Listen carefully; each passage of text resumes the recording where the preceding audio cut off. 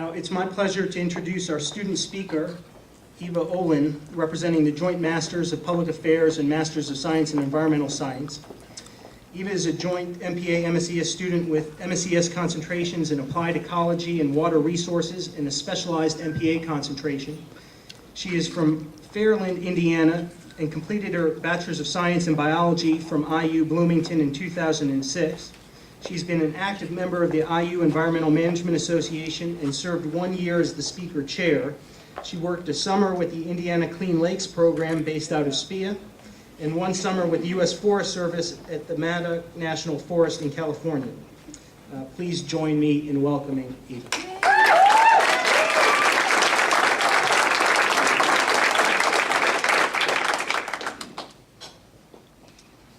I just want to say it's quite an honor to be up here right now representing my graduating class. Seems like just yesterday we were sitting on those uncomfortable wooden chairs in the atrium with a group of complete strangers. We walked around in the horrible August heat. We were forced to get our pictures taken and then network. Hard to believe too that some of us met our best friends during that chaotic and uncomfortable week.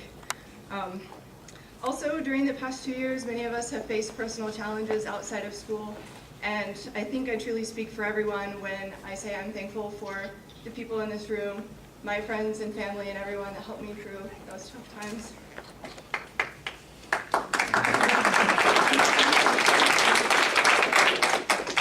Also, in the past 2 years, we've seen a number of milestone events. For example, women have run for the presidential candidacy and vice presidency. We elected our first African-American president, and we saw Olympic gold medal records smashed. And of course, there were some ridiculous media events, such as Octomom and Balloon Boy, and the most recent disappointment of Tiger Woods. More locally, though, Bloomington had major flooding a few years ago, and more recently, IU had a Nobel Peace Prize winner. As Beyonds, we have attended soirees for service, auctions, Halloween parties, and tailgates, and we saw ridiculous things like mohawks and shaved heads. And if you don't get that, you can ask someone later. Anyway, I chose SPIA because I did not want to be a scientist stuck in my lab somewhere working on an experiment. And although I know that has value, and sometimes it's nice to be secluded in your lab, tucked away from the scary outside world, but I wanted to apply my interests and skills in a broader way, and for me, SPIA seemed like a good fit for that. I developed applied skills in my area of interest, and I also learned how to apply science to policy, which is ultimately where change happens. Now I speak about science, but I think the subject hardly matters. At SPIA, we have learned to apply our unique skills in a cooperative way.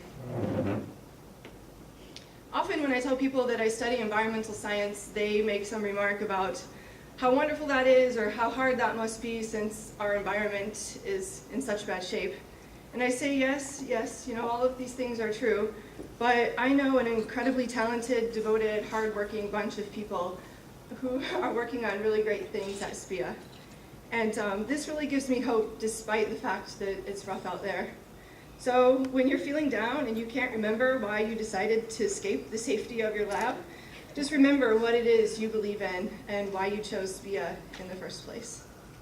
Remember why you buried yourselves in the strange, corrugated concrete walls of SPIA with its orange banisters and blue wallpaper. And remember why you learned statistics, economics, the federal budget process.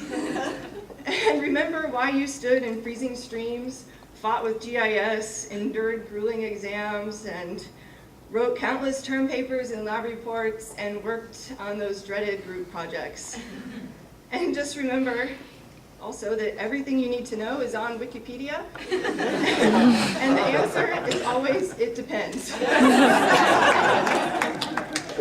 So, now I'll just end with a couple of quotes. Henry David Thoreau said, "Go confidently in the direction of your dreams and live the life you have imagined." And another quote from Anatole France, please correct me if I said his name wrong, I'm not sure how to say it, and I found this on the internet, so. He said, "To accomplish great things, we must not only act, but also dream, and not only plan, but also believe." And I think that most of us attended SPIA because we imagined, dreamed, or believed in something.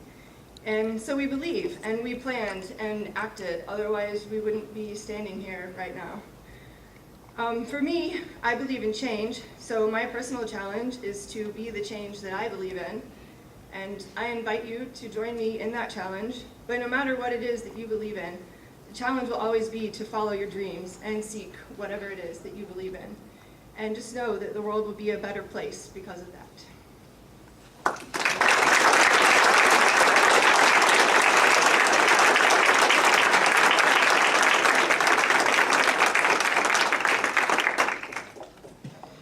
Thank you, Eva, for your thoughtful remarks and best wishes for success in your career. Each class that comes through SPIA has its own set of unique characteristics that shape it. As Eva mentioned, the winter class of 2009 has had its share of events that shaped its collective experience. A serious economic downturn, an untimely death of a beloved classmate, an election which invited robust discussion and debate among faculty and students, dangerous winter weather, which actually closed the university for the first time in 20 years, and as always, an incredibly productive and active, talented class of students who contributed to the academic, professional, and social life of the school. Your driven, your initiative, your volunteer commitment, your dedication to your passions, as well as your interests, will all serve you well moving forward.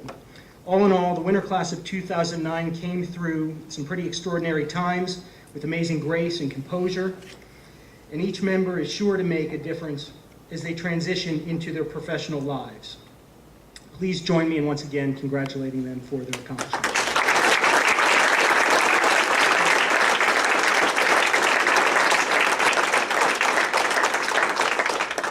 Speaking of